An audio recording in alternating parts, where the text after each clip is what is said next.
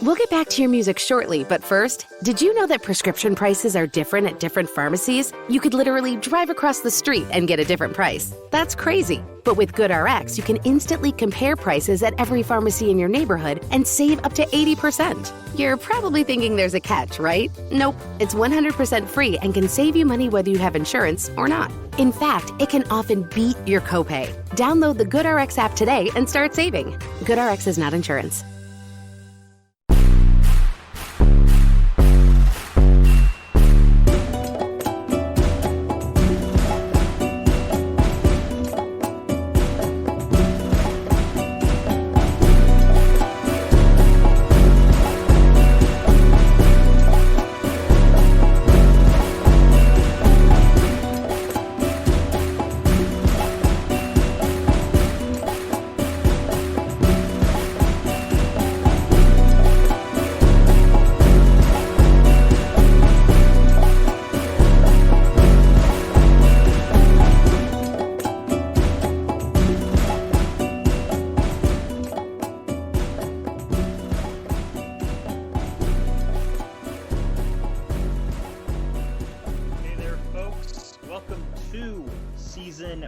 Episode 17 of the Grave Consequences podcast. The name of this episode was A War Started in Mexico. I am Caleb B, and that is where you can follow me on Twitter. Please follow at Social Suplex, and please follow at Mauserratte. We will put his handle in the description because even I can't spell it off the top of my head.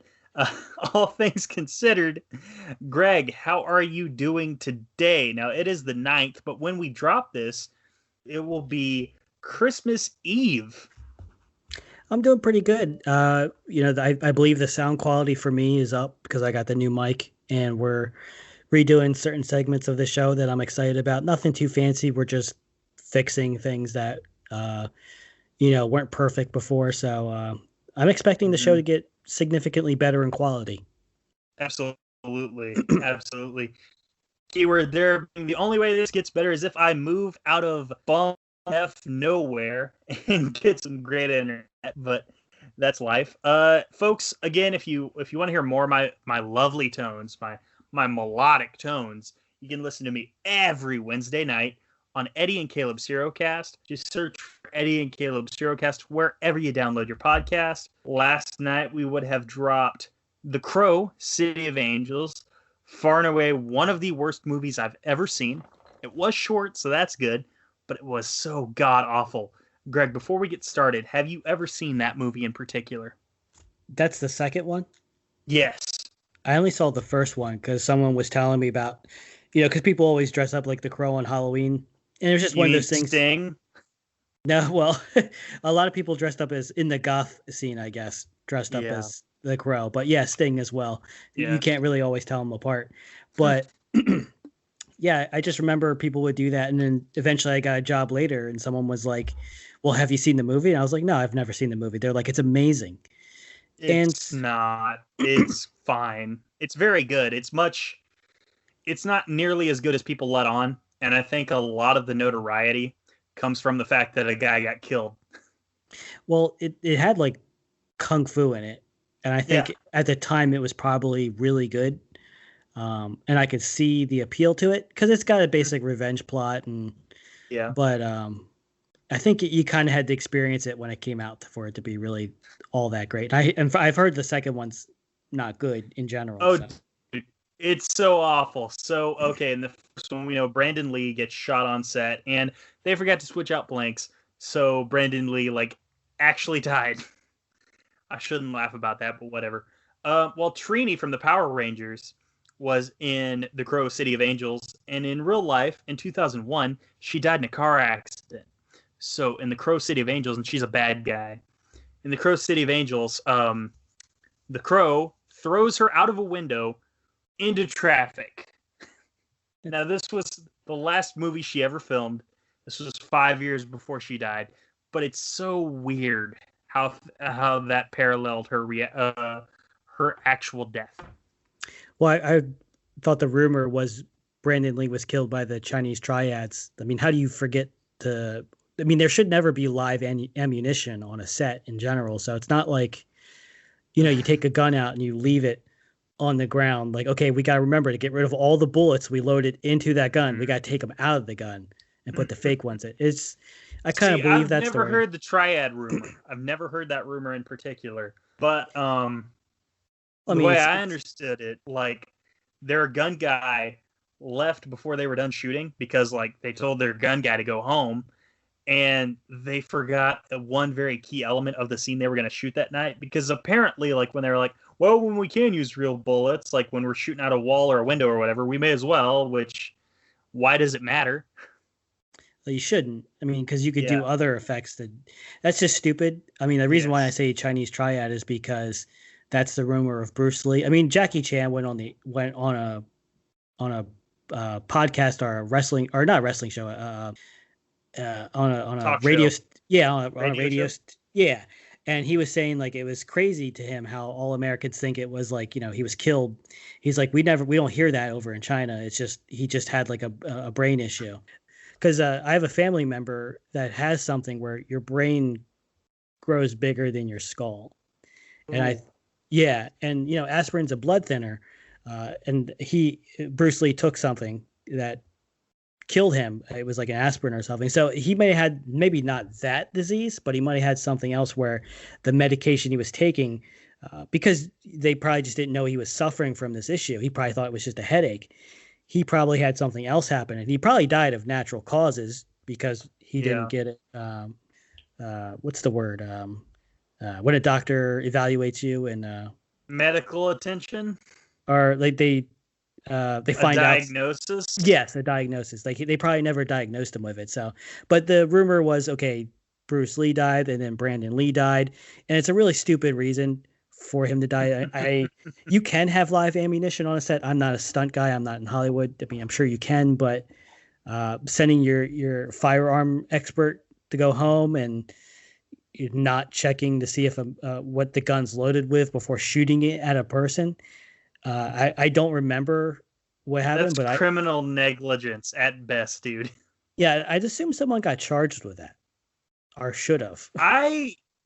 Man, I'll have to look into it, but I'm pretty sure the Lee estate just kind of settled out of court. Okay.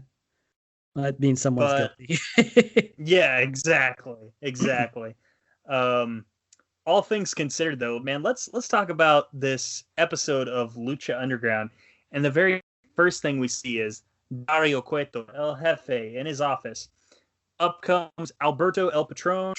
He wants Tejano. Cueto insists, like, hey, like, no, we can't do that right now. I need some time to promote. How about Alberto versus Ricky Mandel? And he kind of scoffed at that one. And then Cueto said, well, how about Alberto versus Famous B? He really started to get angry. And then he pitches. And I thought, like, man, this would have been pretty good. And probably better than the main event we actually got, in my opinion. But he pitched Alberto El Patron versus Son of Havoc. And Alberto was so angry that he just, like, cleared the desk, knocked everything off, including the Toro Rojo, as it were. That's Red Bull for the uninitiated. But then, finally, Cueto realized, like, oh, crap, he's serious, and, like, he might take another step and hurt me. So let's do Alberto versus Tejano tonight. It's a good main event. Let's do it. So Alberto leaves, and Cueto, like, starts to kind of, get his stuff together, and he picks up the bull, and the way he looked at that bull, like, it spoke volumes, like that means something to him. I'm glad you brought it up, because I was wondering if we should keep pointing out everything Dario does, because they're going to tell you why it's important to him eventually. But yes, I mean, pay attention to what he grabs first, the bull, how important it is to him. Alberto seems, I mean, he was angry, but he the way they talk to Dario, sometimes I don't blame him for fucking them over. Yeah, I'll just say that. I know. They do just completely disrespect their boss, man. He's the boss, Yeah.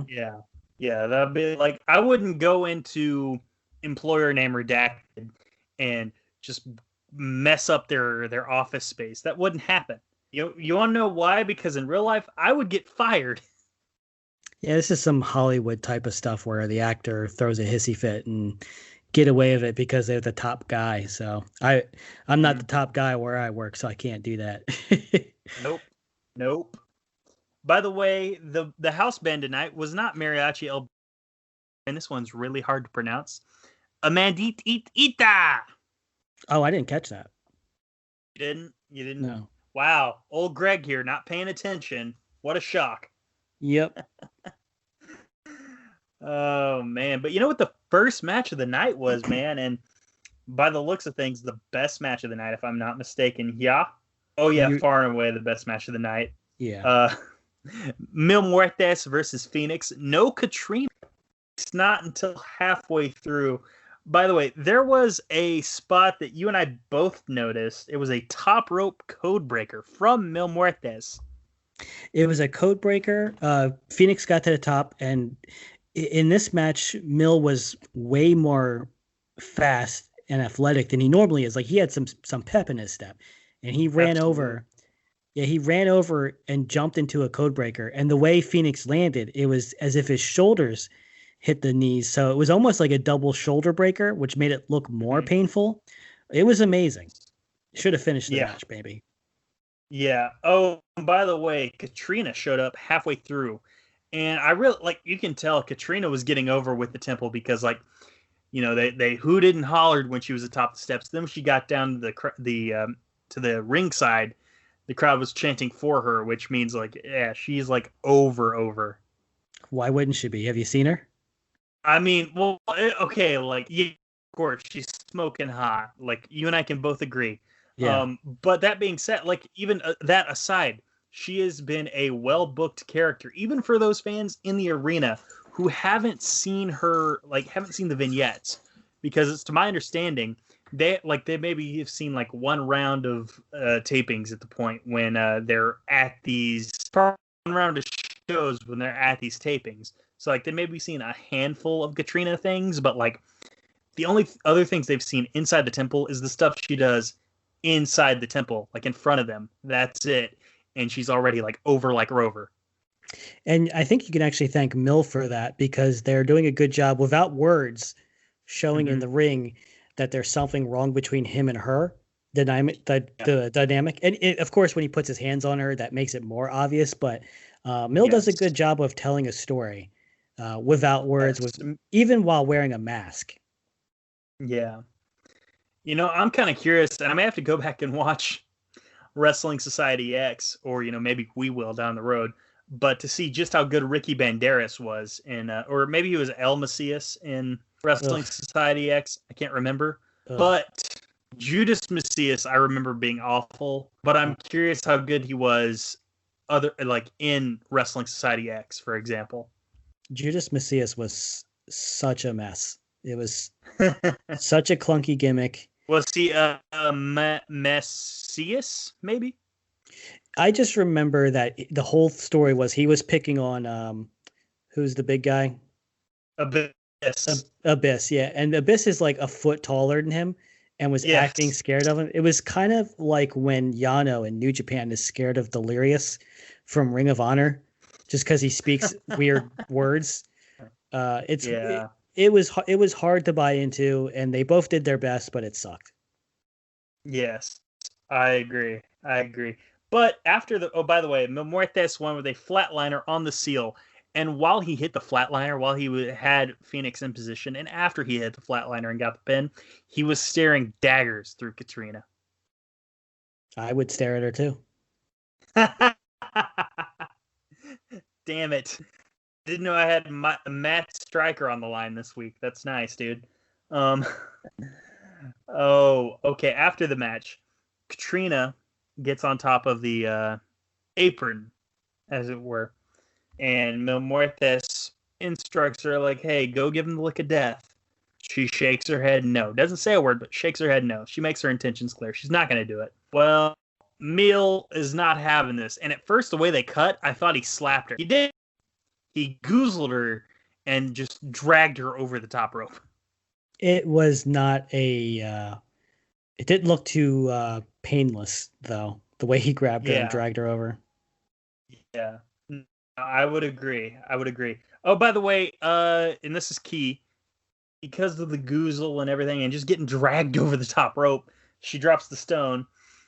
And at this point, when he's got her in the goozle, like right by the seal, and you know what that means. When Mil Muertes has someone in position by the seal, you know what's coming next. But before that could happen, Phoenix comes to, picks up the stone, gets in some offense on Mil Muertes, including an initial hit from the stone to the face of Mil Muertes.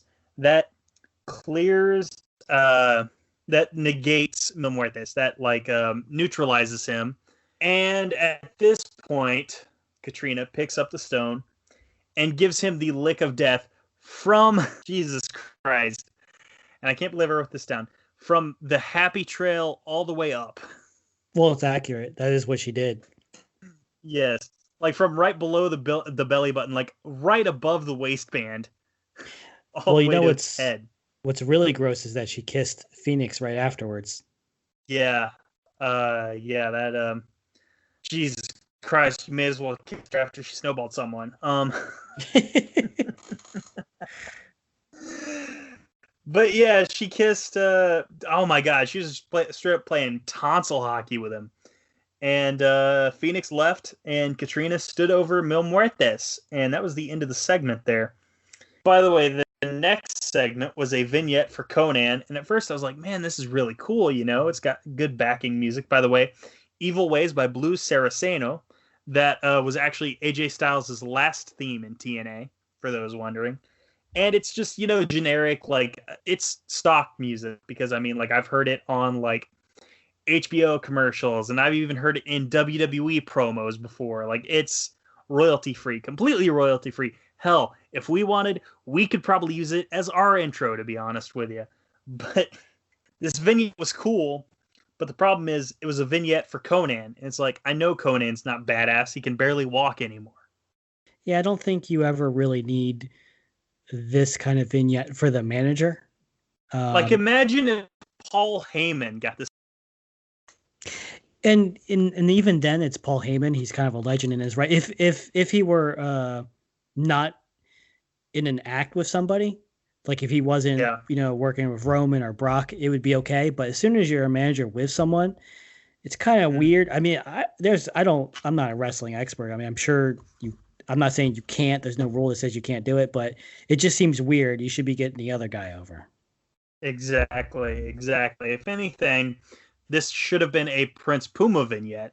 Wouldn't Correct. You agree? Yeah, yes. And that's the weird part. Is it's okay. Well, I think it has to do with the story, and it even says revenge is coming, but it should be Puma's revenge. It's a very weird thing. Exactly. And yes, Conan will get his revenge, but by way of Prince Puma. It's very they leave a lot of trails of is Conan really doing what's best for Puma, and yeah. I'm gonna be frank, I don't think that ever really went anywhere. No, it didn't. That's a problem. Yeah, that's kind of why me and Caleb are kind of this is weird, because since it doesn't pay off, it's kind of like a Vampiro thing, where Vampiro starts beef with, everybody. It's if it doesn't pay off, anybody who breathes in the temple.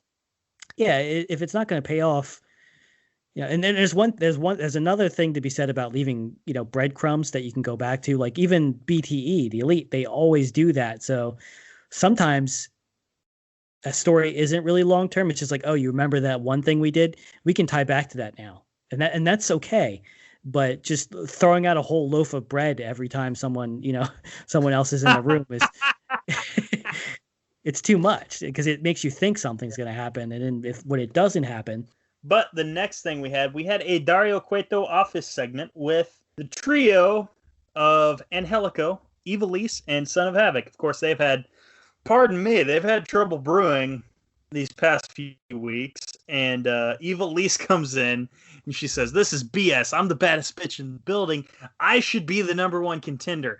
And that made me chuckle, because she's saying I should be the number one contender based on a win she got over Angelico, who who only has one win in the temple, against Havoc, a guy who also only has one win in the temple. And her one win came from the assistance of Son of Havoc. And she wanted a title shot? Yeah, she's like, I should be the number one contender.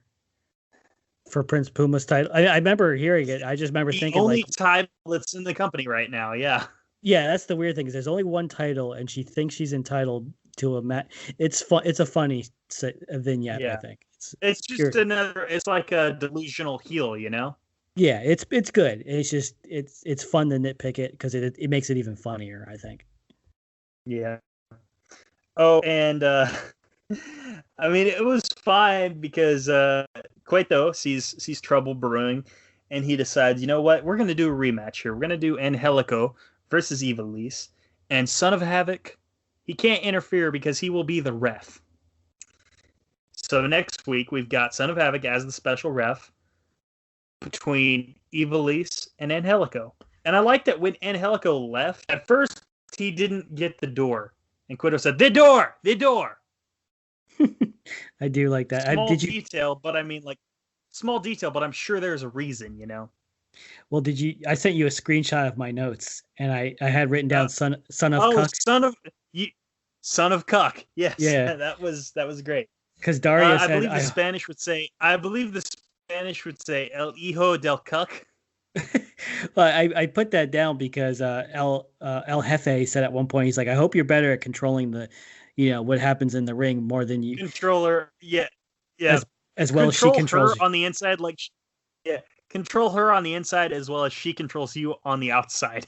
Yeah, and he just rolled his eyes on him. He just punked him out like in front of us. Oh my god! And what's great because he did. What's great is like Ivelisse pulled him out. Ivelisse pulled Son of Havoc out of the office by the beard. Mm-hmm. Oh my god, that's great. That's why I changed his name. That might be the best segment of the episode. That's good because this has not been my episode. No, it's not been a very good episode for sure. I mean, like the episode of Lucha Underground, like this. Hell, we're doing great. This is a 10 out of 10. If I could rate our episodes, each episode probably gets at least a 9. Oh, I feel like I'm doing terrible. Oh, shut up. Get over yourself with this false modesty, Greg. I don't need to hear that. You're playing through a flu or something. I can hear it when you cough every time. I'm going to be editing a lot of my stuff to make myself sound a lot better. Yes, hell yeah, you are. But don't edit that out. No, just the really bad parts. Next up, hell, don't worry about it. Next up, Prince Puma is in the back hitting and kicking a heavy bag. When Alberto comes in, basically, like at first it's like, is he just coming in here to harass him? But it's like, it kind of turns into a motivational speech. But at the same time, you got to remember, like, while, yes, Alberto is on the right side, or the good side of the good-bad dichotomy, he's still a dick. Mm-hmm. But he does, he says, like, Puma, like, when you got Cage coming up, you got to be aggressive. And he also says, pay close attention to Conan, which, Jesus Christ, like, they are laying it on thick. Like, they may as well be saying, like, Conan is a snake.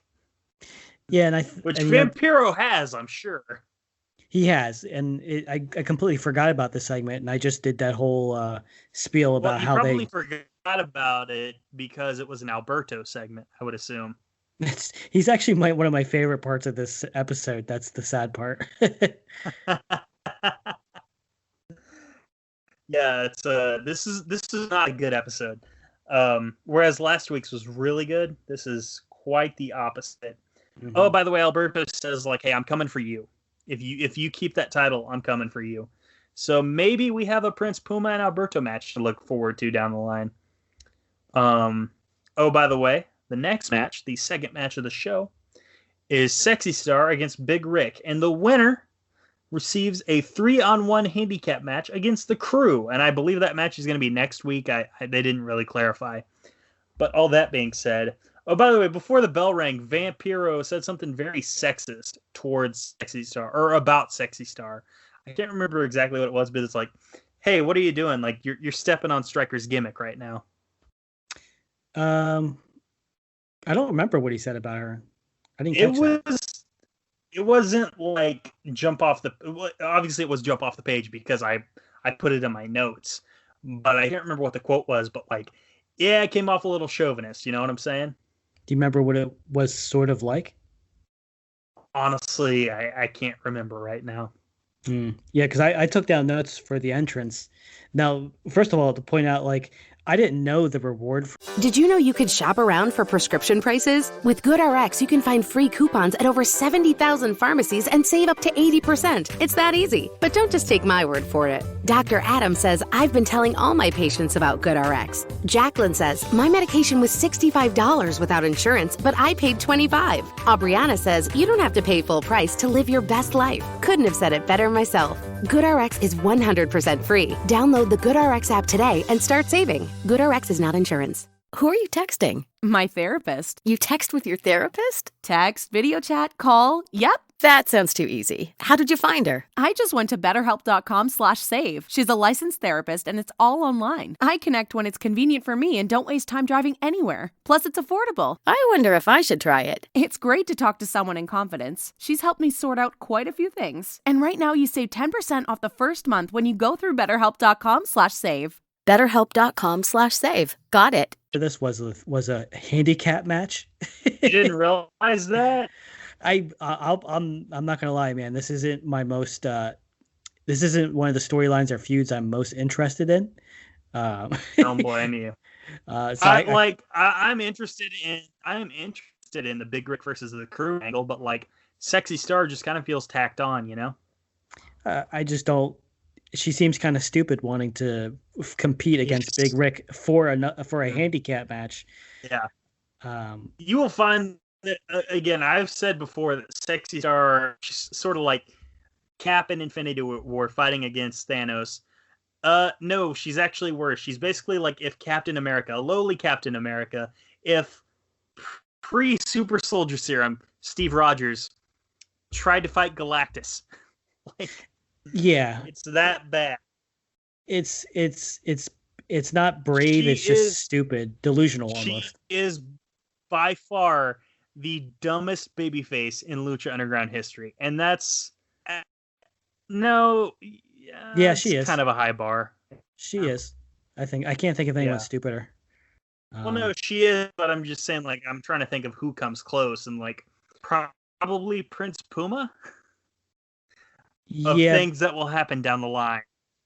And even then, he's not that dumb. It's just, things happen that were out of his control, as it were. You didn't see it, but because he's a warrior, honest warrior. So when people without honor trick him, it's not like he's distracted and rolled up. It's someone cheats, the ref's not looking, and he pays for it, or the ref is crooked or something. So she's kind of I like her too, and that's the funny thing is I do like her because she's willing to get in these stupid situations. Yes. So it's entertaining. And she came out in her like Queen's Quest gear. If you watch Stardom, she had that big nice jacket with the stars on it, the leather jacket. That looked pretty cool. But then the outfit underneath it was camo, so it was like a weird mismatch of like the appearance, like because the robe looked like it was like all black with stars on it, and then she took it off and it was like camouflage gear. So it was just like, all right, okay, two different things. And even Vampiro was like, oh, I like the camo, and it's like, of course you do. Of course, yeah. No, this match was Jesus Christ, this was a nothing match here. But I did like the finish though, because he pinned her. Yeah. You don't see this in wrestling too much, and I think I've praised it with leverage and weight. He just holds her down. He just puts all his weight on her shoulders and physically held her down. By the way, he didn't sell a single punch, or he sold like one kick she did because it was like right to the kneecap, but that's it. Like, she came in overpowered, outmanned, outgunned. Like, there's nothing she could have done. She was not going to win this fight. It's like when she came in, she's like, yo soy Sexy Star y este es Jackass. It's a good. I mean, the match was nothing. You're right. But normally in an intergender match, they will have the girl kick out of everything. And like if Josh, for example, Josh is 6'1", 6'2". If he were to pin me, I'm 5'6". Are we talking heel? Are we talking heel Josh number one? I think they're both tall. Aren't they both tall? Yes, they are. Either one. I'm 5'6", I'm 145 pounds. Nice. If I'm on my back and they hold me down with all their weight and put their hands directly on my shoulders, I'm not going to get my shoulders up unless I move their arms, like unless I'm trained in some kind of ground grappling and I know how to, adjust their arms to get my shoulders free. She couldn't do that. And I really do like that. That attention to, it's not even really attention to detail. They kind of luckily did something that I liked or stumbled upon it. But my problem, and I've already said two things that could be faux pas, so I'm just going to go for it. The thing I don't like about intergender wrestling is that you'll never see the guy strike the girl, really, for the most part. Sometimes you do, and it's a big deal. But a lot of them will go through a whole match where the guy just stands there waiting for the next move. Oh, dude. Yeah. Like, okay, I'll give you an example. I'm sorry to cut you off, but I will give you an example of some intergender, like, man-on-woman violence that, like, this was a huge deal in the arena. It was Extreme Rules 2019. Not a good time for WWE, but it was a mixed tag main event. It was Baron Corbin and Lacey Evans against Becky Lynch and Seth Rollins. And Baron Corbin hit End of Days on Becky Lynch, and the crowd went fucking insane. Oh, wow. That's pretty cool. Yeah. It was wild, dude. And then Seth Rollins was also incensed, and that led to the finish, and Seth won, and blah, blah, blah. Yeah, it's and I don't have a problem with intergender matches because there's going to be more in Lucha Underground, and some of them are pretty good. And it's just, I think I've said this before, I don't like spotty wrestling. Like if I can tell the guy is helping the other guy or waiting for the other person to do a move or, helping them through the move, I don't like it. Like I liked the first match with Mill because Mill will make it, he's at one point he's just slamming Phoenix's face into the apron, or he's just like throwing or just smashing knees into his back. It's like little things that make it look like an actual fight. And with intergender wrestling, usually it just looks like a play. Like it looks like gymnastics. Yeah, exactly. And that does nothing for me. And I do like some gymnastic moves.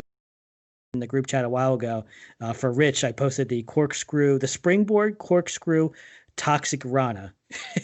You could, dude. It sounds crazy, and I've watched it 10 times, and I don't know how this dude did it. It doesn't seem physically possible, but I can like stuff like that too. But a lot of the intergender matches is just spot. Okay, now I'm waiting for you to do this spot. Okay, now I'll wait for you to do this spot. This match, even though it was bad, it was a nothing match. They didn't do that. She tried her moves, they bounced off, and he just used his weight and leverage and pinned her. And considering it's Lucha Underground, and since all the stuff they're going to do in the future, for this to be more realistic than other matches and other promotions, says a lot. Absolutely. It really does, man. And I apologize in advance if I got us canceled, but hell, dude, don't worry about it. I don't participate in cancel culture, so it's no big deal. You're not the one that's going to cancel the show. That's fair. We'll issue an apology tweet. It's not a big deal. Well, before the main event of the night, we had a vignette for Alberto El Patron, and by God, it went forever. Like most of the vignettes are like a minute. This was like 4. Oh, the one about him and his dad. Yeah. I kind of liked it, but obviously it didn't affect me much because I completely forgot about it. Yeah, they're hyping. Wow, you forgot about something involving Alberto. What a shock. Yeah, and it's just they're really pushing him, and yes, they are, and it's a mistake. Well, I don't want to be a dick, but I think the problem is that he's feuding with Tejano. That's not helping either. Yeah. And like I said earlier, I actually kind of like when I first watched this, when it first came out, I didn't like him on the show, but I actually kind of like his character. He's a dick and he's just stirring shit up and it's kind of entertaining. But one, he's feuding with Tejano, and 2, it doesn't go anywhere. Yeah. After Alberto, he's like a speed bump for Lucha Underground. Like he comes in, he goes. I mean, spoiler alert, folks, he's not going to be in the show after season 1. And I don't like the way he leaves. Yeah. But well, yeah, it's kind of but they didn't know he was leaving at the time. That's the problem. I think he did. They lost him between seasons. Yeah. Here's the thing, I think he knew, like, his whole game the whole time, I'm pretty sure, was just get back to WWE. Every time he gets fired from there, that's his whole game. Is like, okay, do what I have to do for however long, and then get back to WWE. I'm pretty sure that ship has sailed now. Yeah, I think post punching the Ninja Turtle for Paige, he's been done. Yeah. Well, I mean, I'm pretty sure, isn't he like in prison right now? The last picture I saw, last thing I saw was a mugshot, and he looked coked out of his gourd, so he might be. It's possible. Or like he was at least charged with something. He's always charged with something. Yeah. Jesus Christ, dude. Yeah, You're not. Main event freaking sucked. I really don't have much to say. I really don't. That's the problem. Like, it was so boring. It might be the most boring main event we've ever had. What you had, and I did like parts of it, but I will be honest that while I was watching the show, I was trying to do other things, and it was kind of refreshing to see a different style of wrestling, because this was like wrestling. It wasn't like luchador. Yeah. And and I said it before on the one show, like, it's two big guys, like, they're noticeably bigger than everyone else, so there's more impact. It feels like a fight, but it's kind of like I would compare it to like a Jeff Jarrett versus Ken Anderson match, like, right? Like, it's just regular wrestling moves, two big guys. It's not very innovative. Not very good, not very innovative. I don't like Tejano. And you know what? It was a fuck finish, kind of. Yeah. So, okay, by the way, one aside, because me and my friend, we watched the crap out of the first season of Lucha Underground, my friend Will and I. Anytime Alberto, and he didn't do it in this match, but when he does the step-up enziguri to, like, pin his opponents, you're familiar with it, right? Yes. And I don't know why, but this always popped me because he'd call it the sweet shit. That's awesome. It is. I mean, or he'd say, "Oh, right in the mush piece," and that like got me too for some reason. But that's just some reminiscing on simpler times, as it were. But yeah, there was a fuck finish though, man. Yeah, it's not a bad, and I'll be clear that it's not a bad match, but it's kind of like a boring Nick Aldis match. Oh, God. That's what I would compare to. And I've liked some of the Nick Aldis matches with Cody, and even I think maybe one of Tim Storm and James Storm. But some people have to be in the ring with the right people. It was kind of like Okada versus Yujiro. It's just the two guys they're wrestling perfectly fine, but it's just not doing anything for you. It's not not a match you're going to show to a friend to get them into wrestling. You're going to hide it. You're going to skip it. If anything, that's a match you show someone who like you decided like, oh, they watch too much wrestling. I need to give them an intervention to get them out. This is a match that you show them. Yeah, it would bore the shit out of them. Just doesn't. You know what they should have had? They should have had Alberto versus. Maybe Son of Havoc like earlier. That would have been better. Hijo del Cuck. I agree. Or against Ricky. What's Ricky's? Mandel. Like even a squash match would have been better. These two guys' styles don't make each other look exciting. I agree. If anything, I think we could have done like you said, we could have done without this match. And they're gonna get more hardcore down the line. And that match, I remember being better, but you could have just done a squash match for Alberto, and then had Tejano come in and sneak attack him, and that way you build up their first and only encounter in the temple. Thank God. Yeah, it's always bad to have like a DQ finish nowadays because there's so much wrestling out there.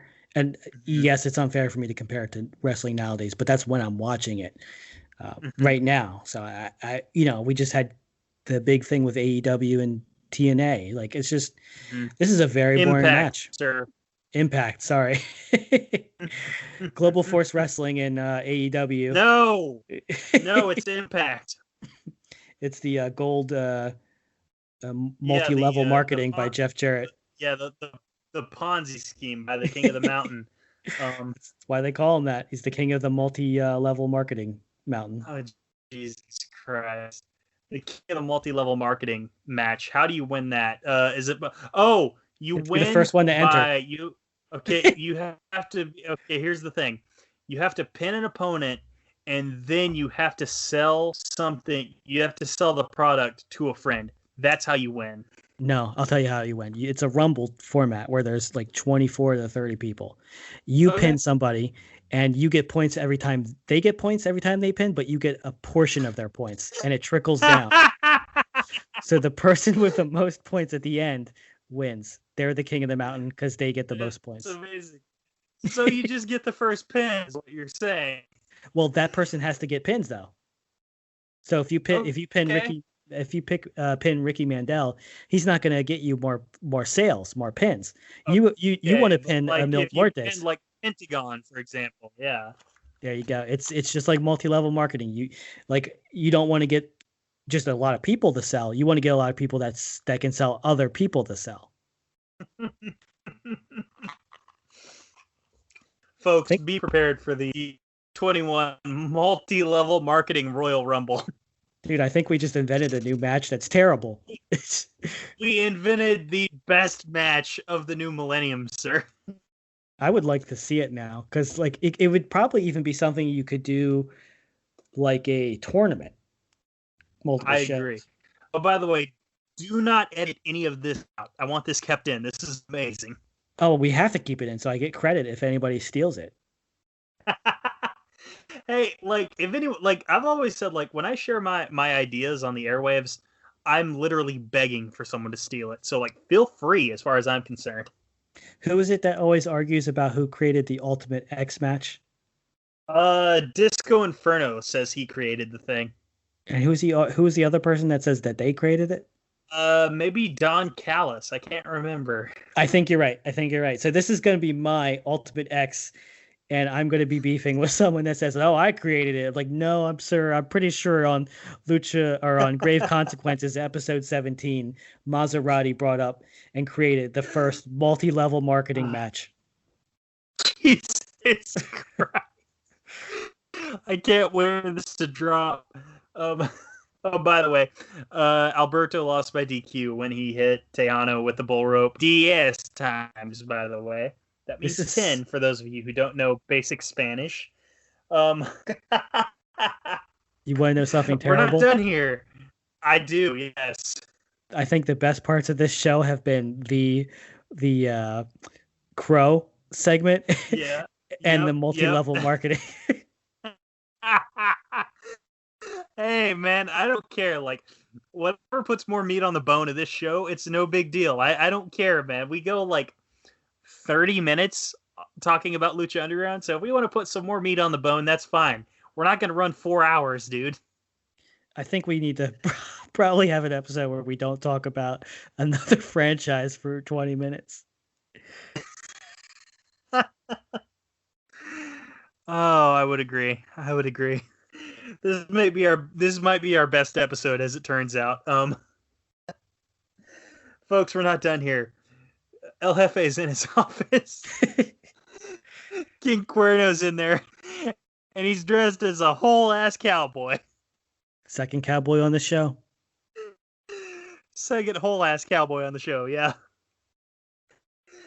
It's time for some cowboy that's not shit. a one-off either. Like that is King Cuerno's like street gear throughout the entire series is whole ass cowboy.